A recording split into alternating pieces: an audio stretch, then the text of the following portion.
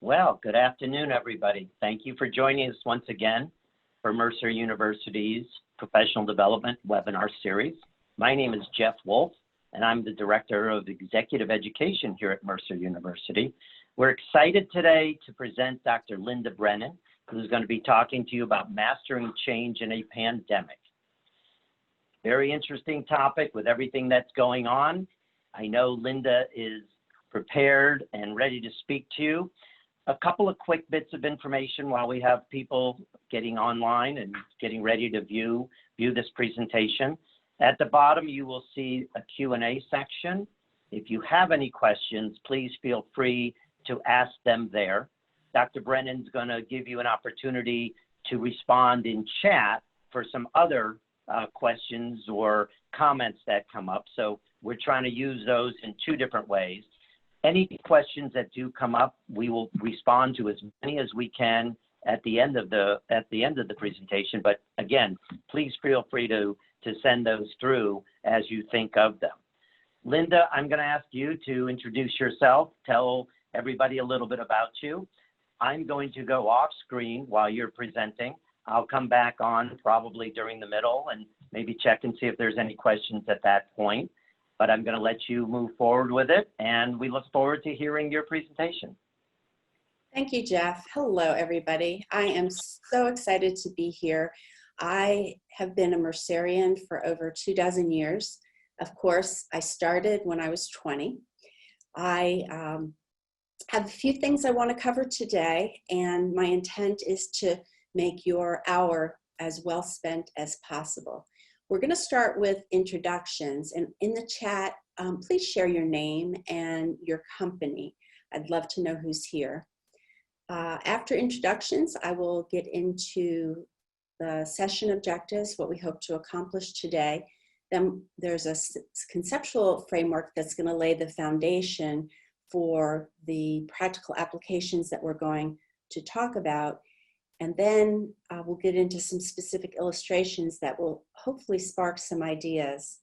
And we will have time at the end for Q&A, but Jeff, jump in if there's some questions that are timely midway through.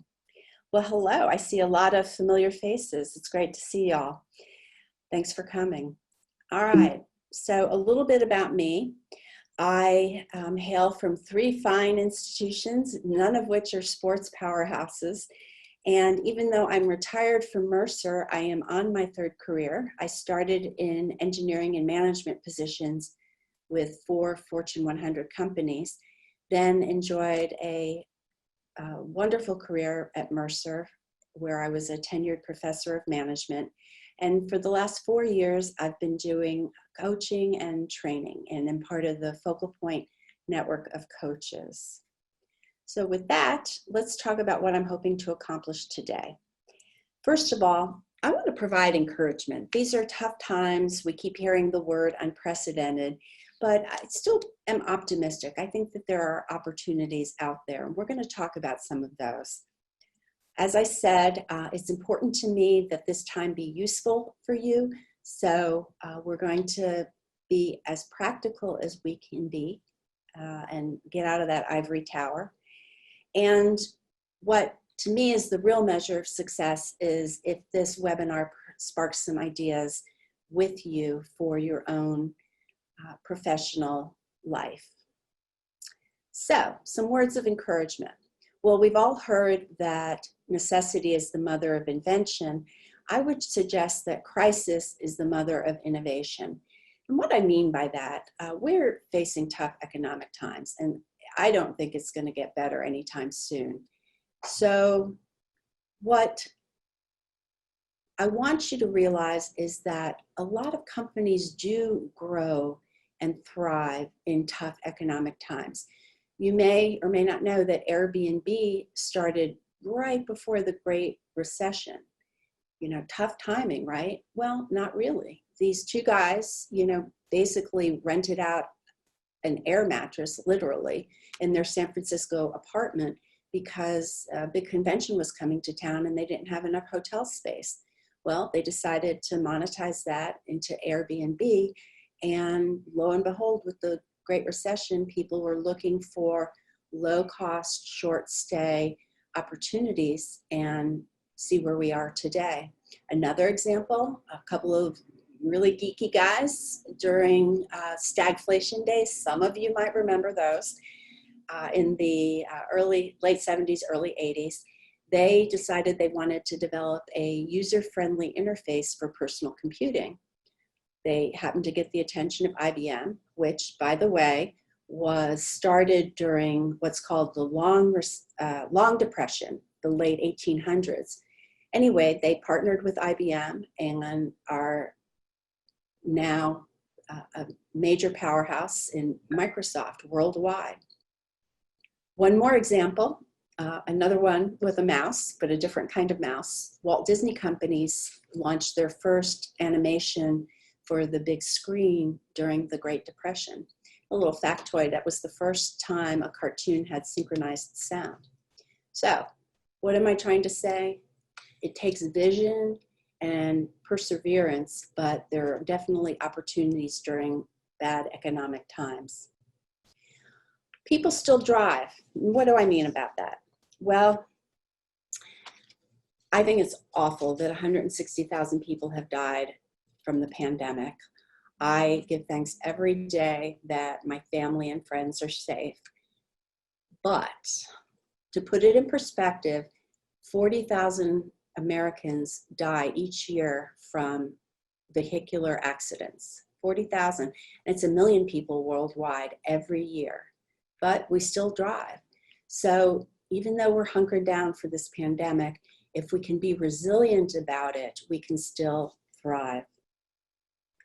The last point that I want to make about this is you can't grow and contract at the same time. Tom Peters, who wrote In Search of Excellence, has a catchphrase. He says, you can't shrink your way to greatness. So what does that mean? It means this might be the time to take some risk. We all have different tolerances for risk, but money is about as cheap as it's ever going to get, and you can take the time to invest in your capabilities. I would always tell students debt is bad unless you're investing in an appreciating asset. And certainly you hope your company, yourself, are appreciating assets. So find ways to add more value, to strategically add more capacity, to shore up your brand during these times. Now, opportunity is out there. It may not knock, but there is opportunity out there. All right, let's get into our framework. It is a secret formula that is actually not so secret, and it's very simple to remember. D times V times F has to be greater than R. And what does that mean? Any guesses as to D, V, and F? I won't make you say it in the chat, but hopefully your brains are working. D turns out to stand for dissatisfaction, attention for change. This is called GLEICHER'S formula. So the idea of attention for change is like the tension in a rubber band. If you have too much tension, what happens? The rubber band breaks. If you don't have enough tension, what happens? The rubber band is flaccid. It doesn't have any force in it. So you need to have the right amount of dissatisfaction or tension for change in order to motivate the change that you want to achieve. V stands for vision, an inspiration for the goal. You want it to be clear and aspirational. You want people to feel inspired by it, but also to have clarity around what it actually is going to look like. Quick example, during my Quaker Oats days, the chairman of the company said that we were going to be number 1 or number 2 in every brand category that Quaker competed in, which I thought was a clear vision. As a shareholder, I had an appropriate level of dissatisfaction, but as an IT manager, I had no idea what the first steps would be. And that's the third component, first steps. People don't necessarily have to have a 1,000-step action plan to get from where you are to where you want to be, but they need to get enough traction that they know what they need to start doing to gain that momentum. And as you go, then you do rolling wave planning and you add more steps as you start to gain traction on that change. Those three elements are all necessary, but not any single one of them is sufficient in order to overcome the resistance to change. And at its heart, resistance is really a fear. Fear of doing something differently, a fear of losing a job, a fear of not knowing how to work in a new environment, a fear of the unknown, any different kind of fear, but ultimately resistance stems from fear. So you need dissatisfaction, a vision, and first steps to overcome a resistance to change. We're going to look at a couple of examples. Now, if you're like me, many of you have faced a desired change of weight loss. So the dissatisfaction is there, right? You get dressed in the morning, you don't like the way your clothes fit, maybe you have health concerns. The vision, some people have a vision board. You know, for me, well, it's not my 25-year-old me. It could be my 45-year-old me. I'd be happy with that. First steps, we all know what we're supposed to do, right? Join a gym, actually go to a gym, not just join it. Eat whole foods, use a food log, right? Easy peasy. So if all those elements are there, yay, you're gonna overcome your resistance to change and accomplish what you need to do. Couple of comments though. If you only need to lose 5 pounds, is the dissatisfaction big enough or is that rubber band loose? If you need to lose 105 pounds, the rubber band may be stretched too thin and break. So having that intermediate range gives you enough dissatisfaction to stay motivated. The thing about dissatisfaction is it can also fade. So for me, you know, when I'm trying to lose weight, I need to stay mindful of that dissatisfaction at 3 o'clock in the afternoon when I want to get a snack. So for all of us, we need to keep the dissatisfaction and the vision in front of us to stay on track with the change. My next example is a professional one. Let's say that you have an unmotivated employee. Well, the dissatisfaction is there for you, but not necessarily for the employee. They may think, gee, I show up on time, I don't leave early, they leave right at 5:01. You know, I get work done, you know, I think I'm doing a good job, but you don't see them working to their full potential, you don't see them taking initiative, you have an idea of what it means for them to be more motivated. So you've got a vision of what their performance should be, but they may not have it. They may not be clear about what it means to take initiative. And the first steps could be overwhelming or undetermined for them. So again, you know, one or more of these components can be missing. If anything, any one of them is 0, what does GLEICHER'S formula tell you? Anything multiplied by 0 is 0. So you're not going to overcome that resistance to change. So you need to work on that dissatisfaction for the individual. The vision is clear to him or her, and the first steps are very specific.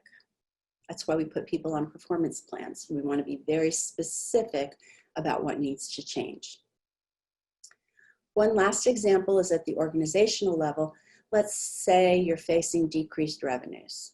Okay, it's a common problem right now. Well, dissatisfaction is easy to define. You can look at your cash flow, your income statements, whatever. You have a good vision for your company. Let's say you wanted to grow 10% over last year. But with COVID, it's really hard to see past it. It looks like maybe we'll have a vaccine early next year. Even so, it's going to take time to get that deployed. What's the near-term future going to look like? So the first steps might very well be you need to figure that out and research your options, revisit or define a strategic plan so that you can cast a new vision of how you want your organization to operate. So those are 3 examples of GLEICHER'S formula. And now we're going to talk about some of the practical techniques that fit into this framework. And some of these are going to be familiar, especially if you went to business school. But I'm going to suggest that there are some subtleties that should matter when you're applying these techniques. And we're going to go into each of these. So this is where we transition out of the ivory tower. All right, so our first part of GLEICHER'S formula was dissatisfaction. So what's important in a pandemic or a pandemic is to know the facts. What you see here is a scorecard. I'm a huge proponent of the balanced scorecard, and that's something you can Google or ask me about offline, and I'd be happy to point you to the right resources.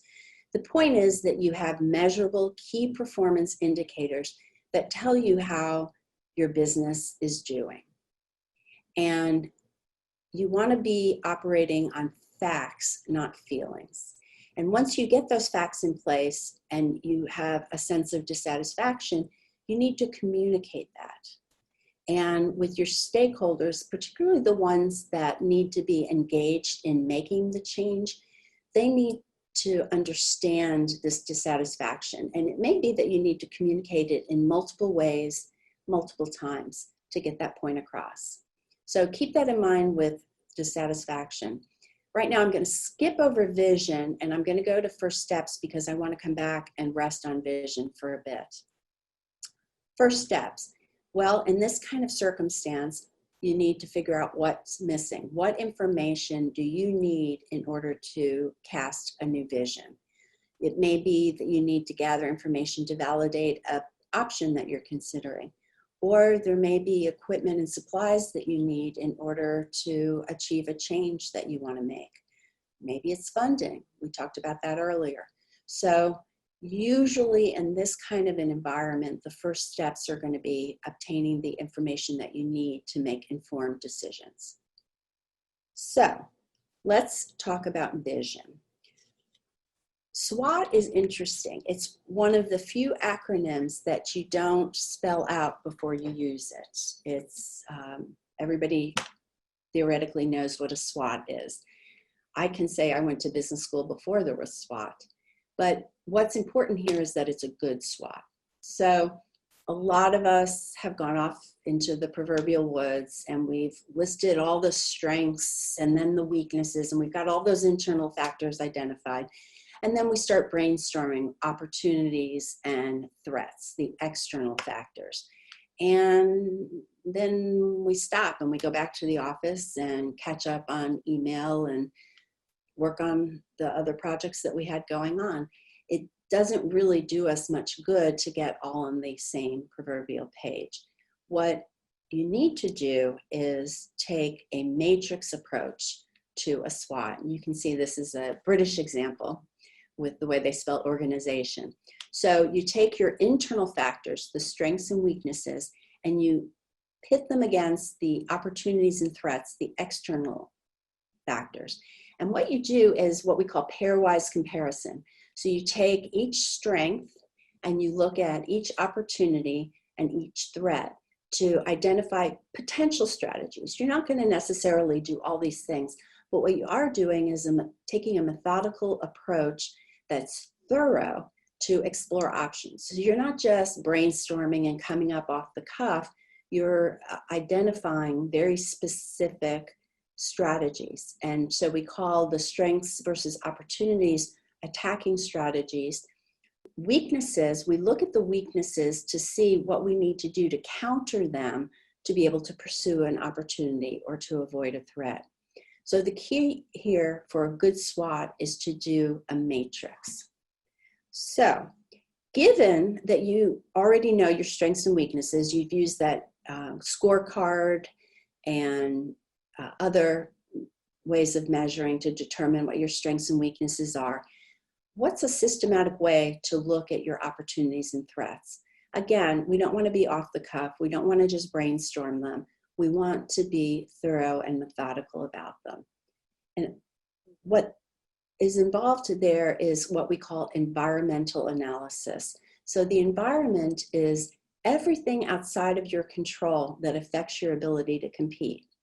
So if we talk about strategy, either creating or sustaining a competitive advantage, the environment is everything outside of your organization that affects your ability to compete. And there's two dimensions to the environment. One is the general environment. This is germane to any kind of an organization. Could be socioeconomic trends, political factors, legal changes, whatever. But then there's also a dimension of the environment that is industry specific. And we have tools to look at both of those dimensions of environment. The first one for the general environment is called PESTEL. P stands for political, E stands for economic, S for social, T for technological, E for environmental. And I should note that in this case, in this model, environmental does mean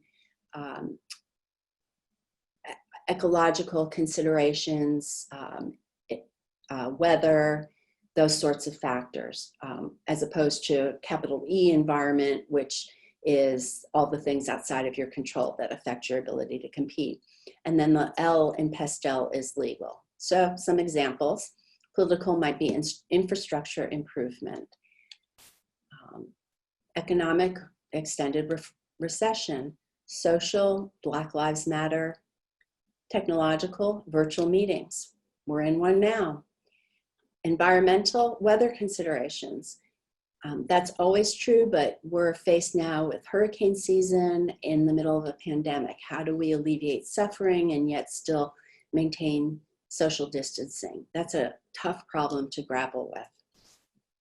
Legal, a lot of new health regulations that cities and states are imposing. So these are the 6 dimensions of an environmental analysis. When we talk about in the chat, go ahead and take a minute and share your own example of a general environmental factor that comes to mind. I'll give you a minute.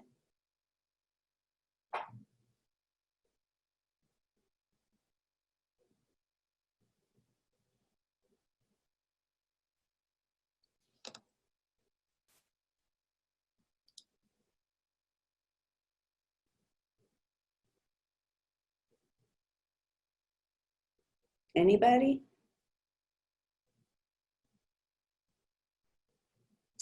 Good. Election, global warming, sports events for broadcasting. Yeah, the Big Ten just canceled the football season. Clients concerned about their portfolios, changing regulatory environment. Oh, the Pac-12 is canceled too. I didn't know that. Great. Okay, so you guys get the idea. So on the industry-specific environment, you have what is the 5 forces model. And if you went to business school, I'm sure that this is familiar to you. We're firing the synapses in the back of your mind. So you've got 5 different forces. This was identified by Michael Porter out of Harvard. And of course you have the typical rivalry among existing competitors, but you may face the threat of new entrants. You may have challenges with the bargaining power of your buyers. When you think about it, if you had just 1 or 2 customers, they've got a lot of bargaining power with you. Or Walmart has tremendous bargaining power with its suppliers. The bargaining power of suppliers, if they're providing a scarce resource to you, that's a force that you have to contend with. We're going to see that with the vaccine availability. And then there's the threat of substitute products, which we've actually seen a lot of during the pandemic, and I'll talk more about that.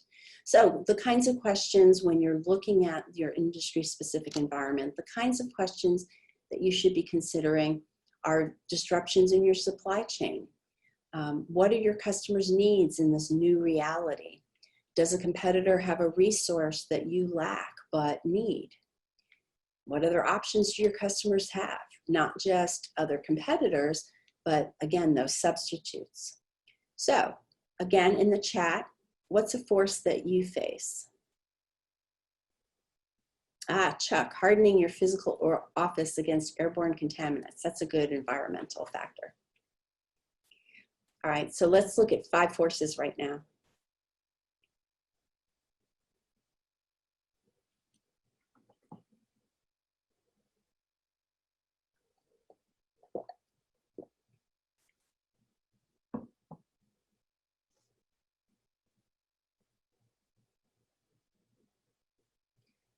Disruption to supply chain for building materials. Great.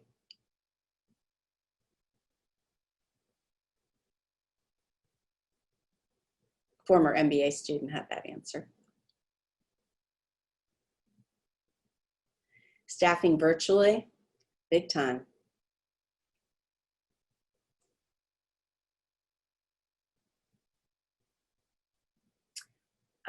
Other businesses closing, disrupting ability to make contacts and move things along, definitely. I'm seeing that in networking. Intense compliance versus weak compliance that competitors enjoy. Yeah, that's tough when you're held to a higher standard. Ability to shift quickly to different delivery systems. Other larger can adjust more quickly. Travel restrictions on the event planning industry. Awesome, you guys are doing great. All right, so let's look at some examples. I promised you some examples, and I'm hoping that these are going to spark some ideas for you. So we're going to start by applying the 5 forces model, and then I'll apply the PESTEL model. And remember, with the SWOT matrix, we've gone through 5 forces in PESTEL to identify those opportunities and threats. And so we would be going through the matrix to take our strengths and look at our opportunities and threats. And we would look at our weaknesses against the opportunities and threats. So these are just thin slices of specific strategies that a firm might come up with. So in this example, there was a bicycle shop that I'm aware of, and their weakness was cash liquidity. It was a small retailer, but faced with this stay-at-home order, which could be perceived as a threat for a lot of companies, he turned it into an opportunity and borrowed money to buy inventory to satisfy increased demand. So a couple things here. He was quick to anticipate that the demand in bikes was going to grow, and was constrained by his inventory. And the theory of constraints might sound familiar to some of you. It's the idea that the rate at which you can make money is determined by your biggest constraint. In this case, it was his inventory. So he lifted or elevated that constraint in order to make more money. Another example that I like is related to Airbnb, and Amy mentioned that they're going public, is a company started out of Wisconsin called Wash B&B. And apparently, remember I said that a necessity is the mother of invention. Well, one of the owners was an Airbnb owner. He had 4 different properties, I think, and was drowning in laundry. Deep down, I think he hated fitted sheets. Anyway, he was thinking, well, if I'm having this problem, other Airbnb providers are having this problem. So he decided to provide a laundry service to Airbnb providers. Great idea, right? Well, yes, until the pandemic hit, and then he saw his demand decrease. Now, some people prefer to stay at Airbnb than hotels these days, and there's a little bit more domestic travel going on, but let's say for our purposes, his demand dried up. So what he decided to do is launch a sister company called Wash Hero, and he's providing laundry service to the elderly and the stay-at-home community that may not have good access to washing facilities and don't want to go out to laundromats, for example, and is charging by the bag. So another example of responding to your customers' change in demand. On the supplier side, this might be a familiar example to some of you. I've worked with a general contractor that was competing for subcontractors But in the context of something like Black Lives Matter, they viewed that as an opportunity and launched an education program to minority and Black enterprises that were in residential trades, teaching them how to compete in a commercial environment with reading blueprints, bidding on jobs, handling all the paperwork involved in a commercial job. And now they have a cadre of prepared and qualified subcontractors that they share with their competitors. Another another example of responding to Black Lives Matter is the practice of blind recruiting. And that's been around for a while. Specifically, it started in response to gender discrimination, but it certainly works also in terms of racial discrimination. And there's a lot of information about that on the internet. It's called blind recruiting. You're essentially removing all of the demographically identifiable information from resumes as you screen resumes to identify prospective candidates to interview. So that's customer and supplier. Now we're going to talk about competitors, the competition. One example is a commercial printer. Their weakness was actually a retail location because with stay-at-home, people weren't coming in to get printing made, even though they still needed printing. So what was happening is the competition was still out there, but they were competing for less business. So the competition intensified. So their response was to add value by offering delivery service at no charge. So eliminating that issue of having to come into the retail location. Other companies are doing similar sorts of things. The airlines are doing more cargo transport because commercial travel is down. Hotels are offering work suites. So if you can't work at home because of all the distractions, you could rent out a hotel room and get it set up as an office suite. So these are ways to compete for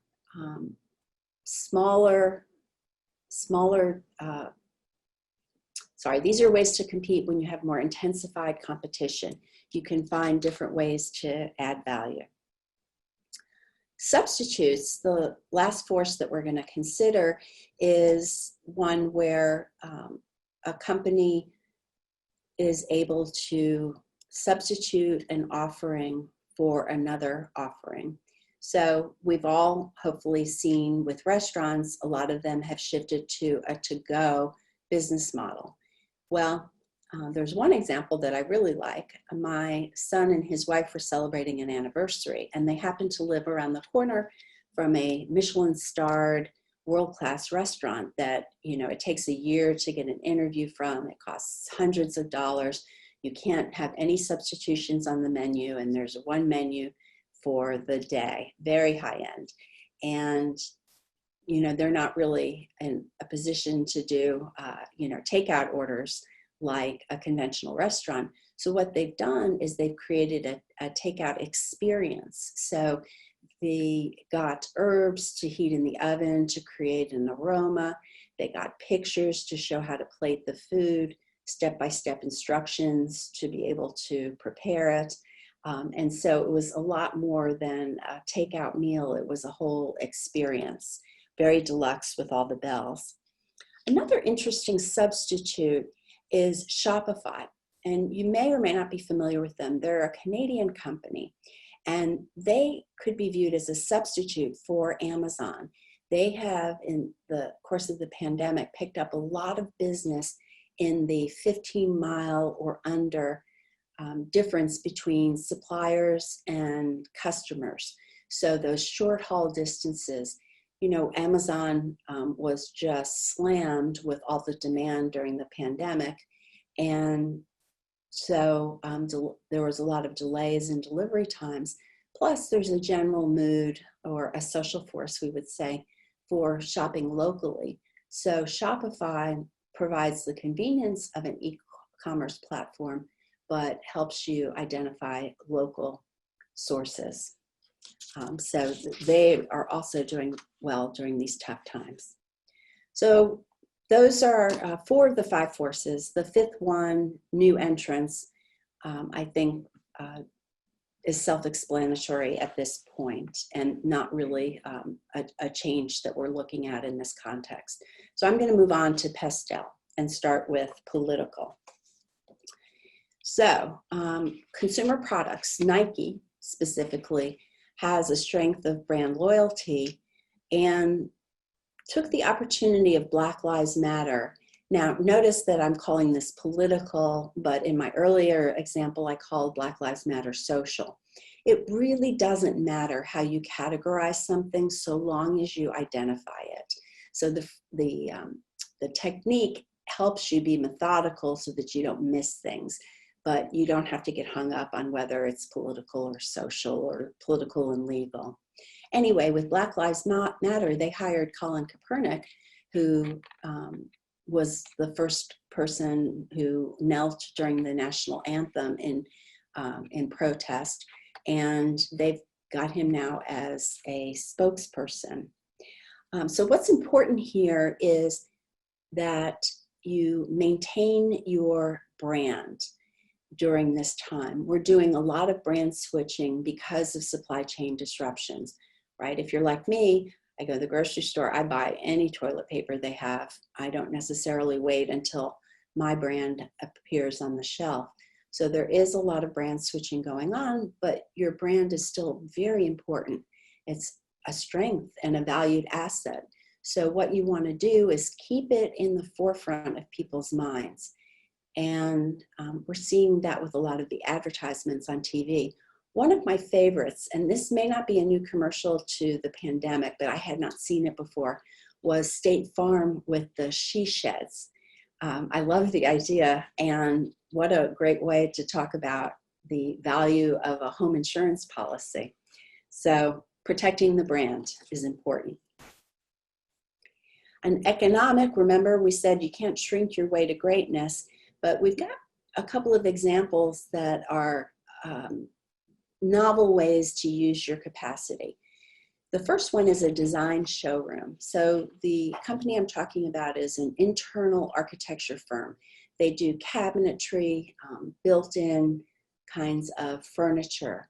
And she had a large showroom, very nice, but needed to generate some revenue. So she rented out some space to a complimentary service provider.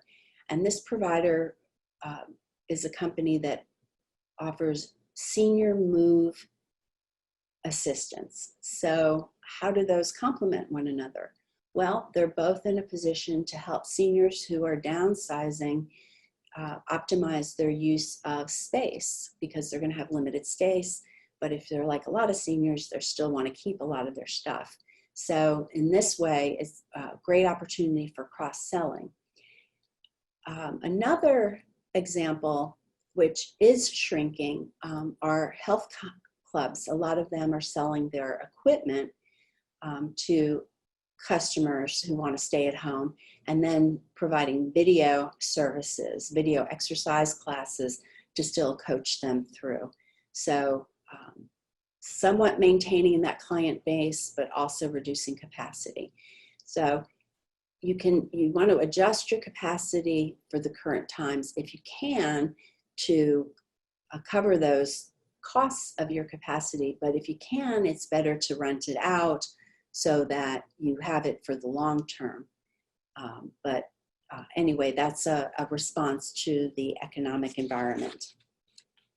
In the social dimension, we're going to talk about a caterer in an example of a lack here. Her weakness is a lack of retail capability. So for the print shop, their retail capability was a weakness, but here not having one is a weakness. So she really wasn't in a position to provide to-go orders, but created an opportunity, or saw an opportunity in stay-at-home dining to cater virtual dinner parties in a local area. So she works with the host to define a menu and then delivers the food at a variety of locations. And the guests all get onto Zoom and enjoy a meal together. She is also doing virtual cooking classes for a fee, so is managing to stay in business. The example here is leveraging technology. So technology lets you transcend time and space. So we are not located in the same location, but we're transcending the location or space in order to share this webinar experience. You've probably experienced something like this if you've had a telehealth appointment. Telehealth technology has been around for quite some time, actually, but there's been a lot of resistance to it, some of which has come from the insurance community. Regardless, telehealth, I think, is here to stay, and it's great. I have seen a physician, and lo and behold, he was actually on time. When does that happen? So I'm a big telehealth fan at this point. Our next example is technological. I already have talked about the access, the transcending time and space, and what that does is it gives you access and it gives you immediacy. So the example I'm going to talk about is a hotel using what's called the Internet of Things. And if that's not a catchphrase you're familiar with, basically it's the idea of using the internet network to connect things or equipment, machines, sensors, not the computers that you and I use, which are already connected by the internet, but other sorts of objects that collect data. So the hotel obviously has been threatened by COVID-19, and gradually travel is picking up again, but they're trying to provide a contactless experience. So they have the apps, the keyless entry that you can use with your app. You can check in and check out with your app. Marriott is no longer offering room service, cleaning service while you're in residence unless you specifically ask for it. So your room is sanitized before you come and after you leave, but in between you don't have to worry about someone else coming into your room. Disney also is really a master of the Internet of Things. If you've not been in the last couple of years, you'd be amazed by some of the things that they're doing. With their Disney Pass, you can get in and out of your hotel room, get on the monorail. It'll help you figure out where the lines are. You can get reservations for the different dining experiences. And right now, even though it's a little controversial that they've reopened, they are trying to preserve social distancing. And the philosophy behind this, according to the CEO, is that they're just trying to cover variable costs. There's no way they're going to be able to make enough money to cover their fixed costs right now, but as long as they're turning a profit on their variable costs, they want to provide that service. It's part of keeping their brand out there and maintaining customer loyalty. And it's hard to find customers more loyal than Disney fans. So those are two examples of using technology. You've probably experienced going to a restaurant and they say, okay, you just take a picture of this QR code and that you'll get the menu. Another touchless experience. On the environmental side, one example that you may be familiar with is some of the distillers changed from distilling alcohol and used their stainless steel vats to create sanitizer. And some of that may have been patriotic because I imagine there wasn't a reduced demand for distilled alcohol during stay at home, but they were able to repurpose their distillery. So repurposing is a specific kind of strategy that you can look at. General Motors has done it for personal and protective equipment. They also have repurposed a facility to manufacture ventilators. So here you want to not only address the germ and sanitized environment, but you also want to look ahead to the weather. You know, are there things that you need to do to prepare, take advantage of the coming winter, fall and winter, for example? On the legal front, we have an example of a trade show exhibit supplier.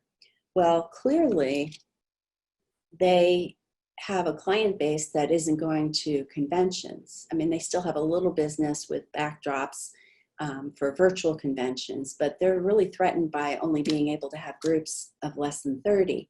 So what they've done is they've pivoted their business and are making sneeze guards and floor signs. So when I say pivot, it's a little more than repurposing their equipment. They're really changing their business model. And it's something you can do temporarily or permanently. Not sure what the verdict is going to be on this, but they're very successful right now doing this.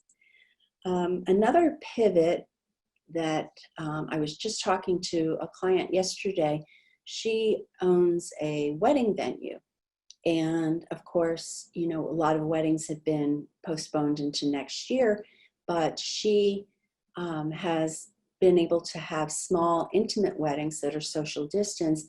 And she's also using her venue as a site for photographs. So even if you're getting married by a justice of the peace, you still want pretty photographs. You don't want that dress to go to waste. So she's getting some revenue from her venue for those photo shoots. So these are the 6 different dimensions of PESTEL and some specific examples that I hope have sparked some ideas. So to summarize, first you have to recognize that there's a need for change. Then you need to be sure that you've defined and communicated the dissatisfaction behind that need.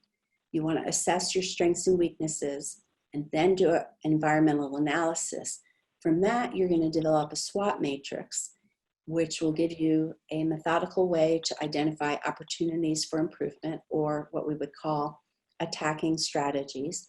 You would establish and communicate the vision and define those first steps so that you have the dissatisfaction, the vision, and the first steps to be able to overcome that resistance to change. At this point, I'm going to pause for questions before I wrap up. Jeff, do we have any questions? We do. Linda, thank you for all of that. And I know you've got a little bit more to go, but I think this is a good pause point for us. It's interesting. Your examples hit home, and one question in particular was raised about that. It goes back to one of your early slides about crisis is the mother of innovation.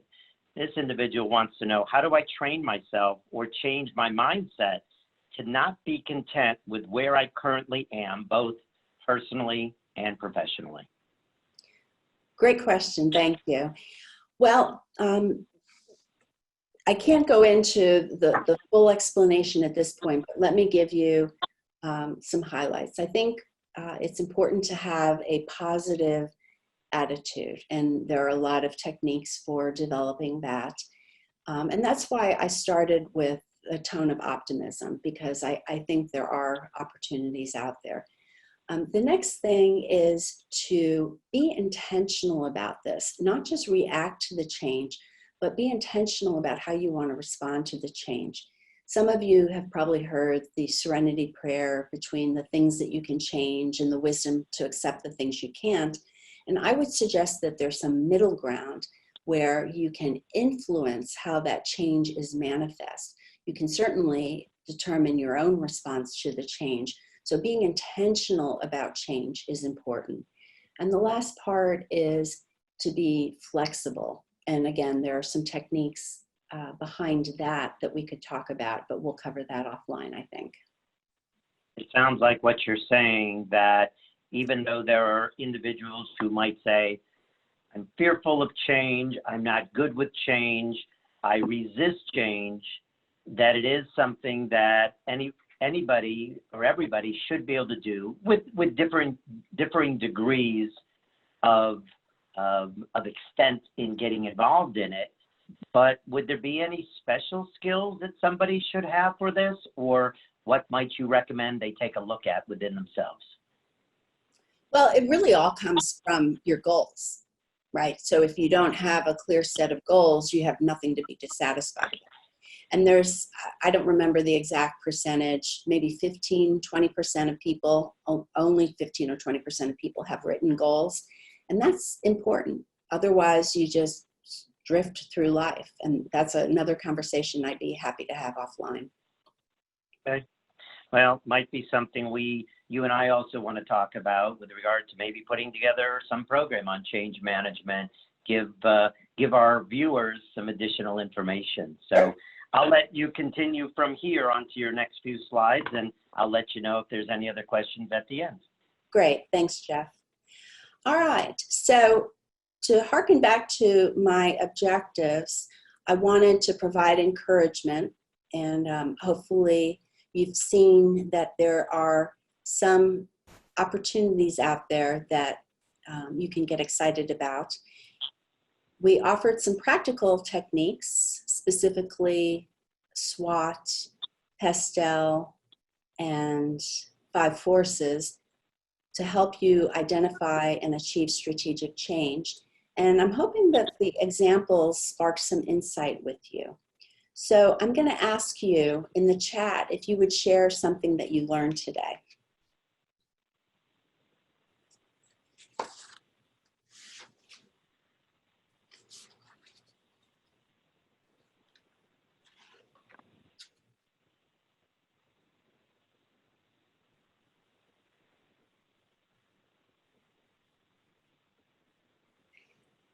The SWOT matrix, the GLEICHER'S formula,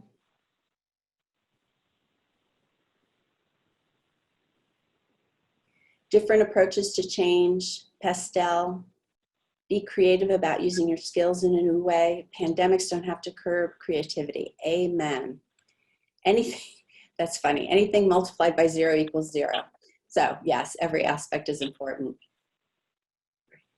All right. I think the formula is a great way to take an assessment of emotions with change. Great, thank you everybody. I appreciate the feedback. I hope it's been useful. A couple things that I want to reinforce. It's important to look outside your organization for opportunity. You want to challenge yourself to flip those threats into opportunities. That saying that threat is the same symbol for opportunity. I think it was JFK that said that. That's not really true, but it's a good thought. Find ways to add more value to your customers, and we've looked at a bunch of different illustrations of that. Address their urgent needs, and we've got a bunch of those to look at right now. You can look at adjusting your capacity in a strategic way. We want to invest to grow, not shrink. Follow the Disney example of generating revenue, even if you don't cover fixed costs right now. Leverage technology for greater access and immediacy. Pivot to create new offerings based on current capabilities, and protect your brand. Keep it top of mind. Advertising is also inexpensive right now, and there's a lot of different ways to promote your brand beyond advertising. Okay, so I'm going to leave you with one last illustration. This one's a response to economic concerns, and it's about coaching. And I would suggest that I have a strength in virtual coaching and that we're threatened by recession concerns. So what I want to do is provide grants for 2 of today's webinar participants for half-day strategic planning sessions via Zoom. So if you're interested, you can contact me here or reach out to Jeff and he'll know how to find me. With that, I'm going to thank you again for your time and your engagement. I appreciate it.